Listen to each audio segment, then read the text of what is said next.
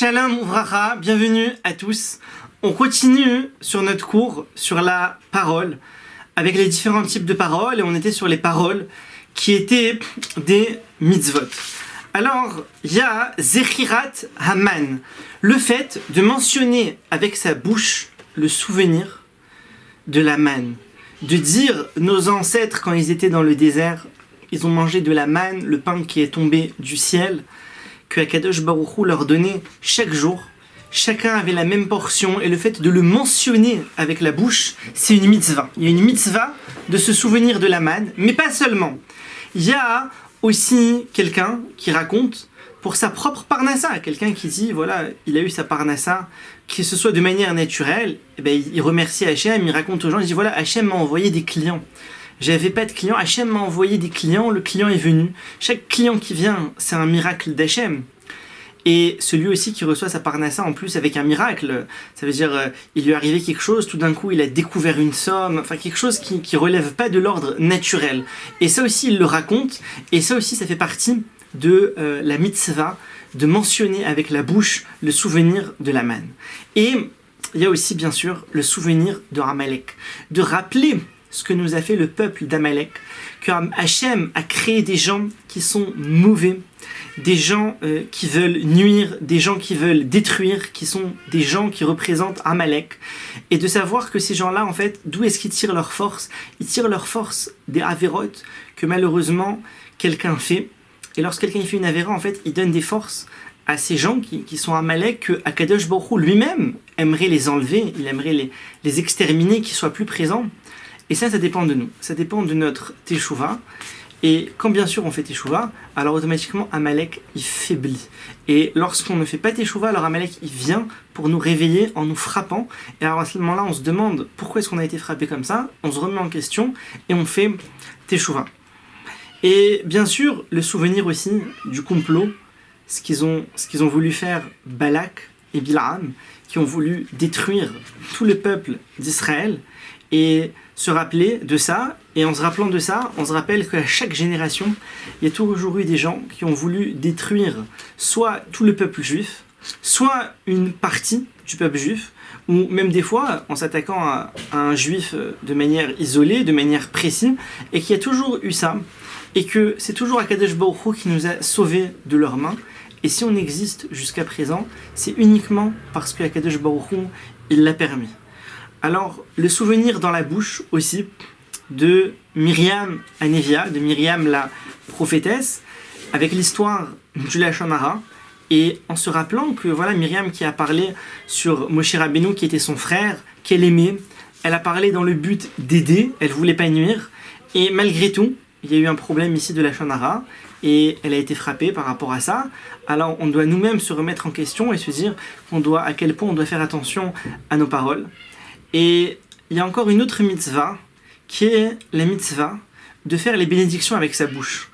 Avant de manger, quelqu'un il mange un fruit, il fait la bracha, Etz, Adama, il mange un chocolat, il fait la bracha de Sheakol, et toutes ces brachot-là sont des mitzvot qui sont réalisées avec la bouche.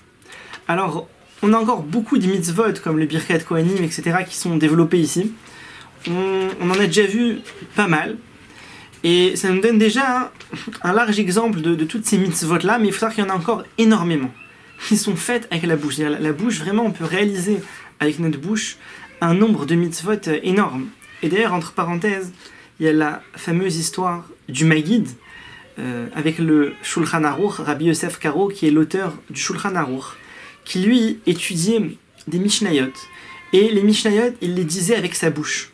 Et donc il les répétait, il les a appris, il les répétait, donc chaque jour il répétait énormément de Mishnayot. Et bien sûr, chaque parole, elle crée un ange. Et donc l'ange qui a été créé par ces Mishnayot, il était nourri chaque jour de Mishnayot.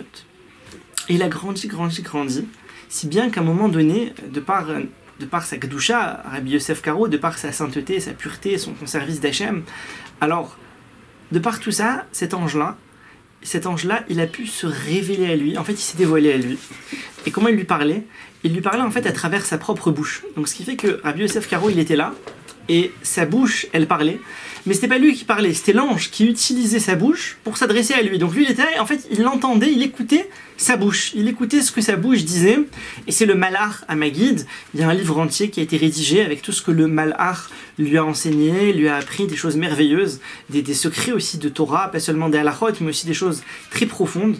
Et cet ange-là, il a été créé de par la récitation dans la bouche des Mishnayot, et il s'est dévoilé à lui de par sa bouche. C'est incroyable. Ça veut dire que la mesure ici, dire quelqu'un qui a fait une mitzvah avec la bouche, l'ange se dévoile à lui avec la bouche. C'est quelque chose vraiment d'incroyable.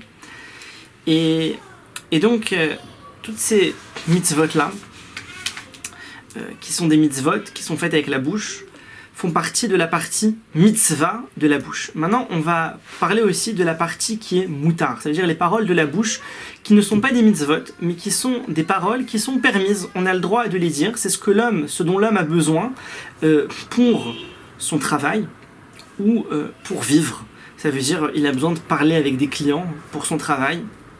Pour vivre, il a besoin d'acheter des choses, donc il va au marché, il parle avec le vendeur, il a besoin de parler avec ses enfants, de parler avec sa femme, de parler avec ses parents. Donc tout ça, c'est des choses qui sont nécessaires.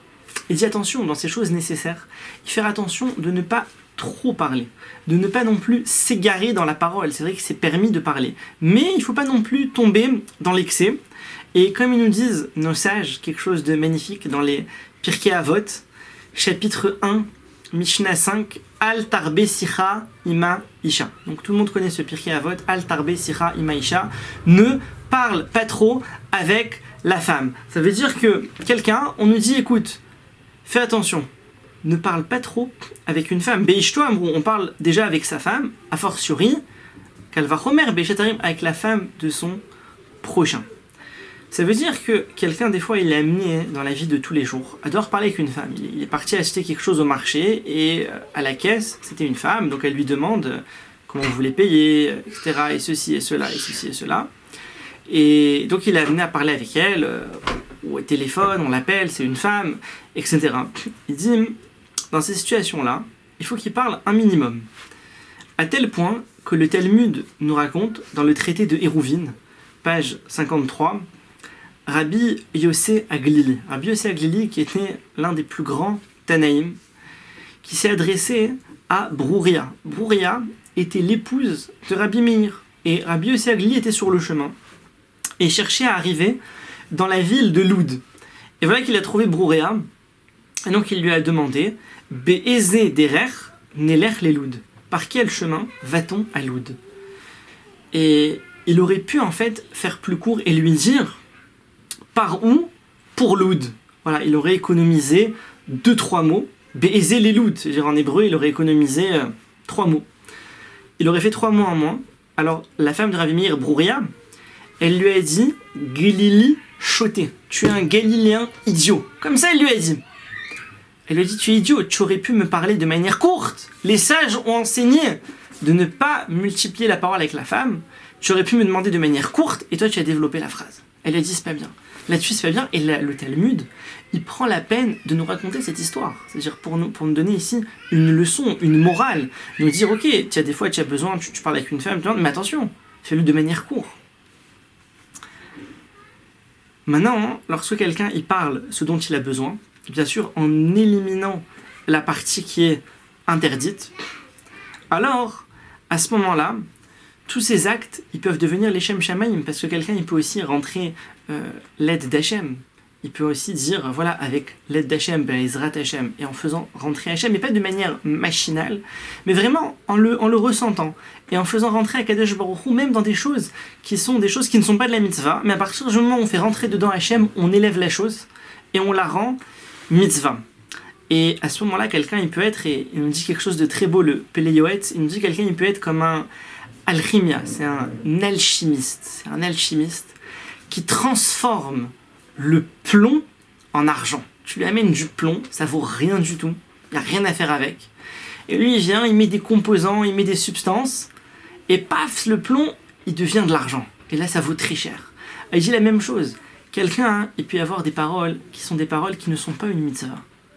Mais quelqu'un, en rentrant Hachem dedans, alors il peut transformer cette parole-là en paroles de mitzvah.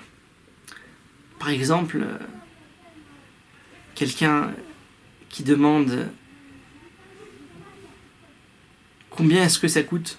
Il y a un article, il demande combien est-ce que ça coûte cet article. Bon, c'est une parole, pas de mitzvah dedans. Il dit combien ça coûte, j'aimerais l'acheter pour Shabbat. Il a rentré Shabbat dedans. Combien ça coûte, j'aimerais l'acheter comme ça, je suis présentable pour la tfila, je vais à la tfila, je vais avoir un habit propre, je suis présentable devant Hachem pour la tfila. Il a rentré Hachem dedans. Et donc un acte qui aurait pu, une parole qui aurait pu être simple, c'est devenu une parole de mitzvah. Alors on va finir avec des mitzvot dans lesquelles, certaines mitzvot particulières, dans lesquelles le Yetzer Hara il s'accroche beaucoup et il essaye vraiment de prendre une part. Comme par exemple, en fait c'est toutes les mitzvot dans lesquelles il y a du plaisir.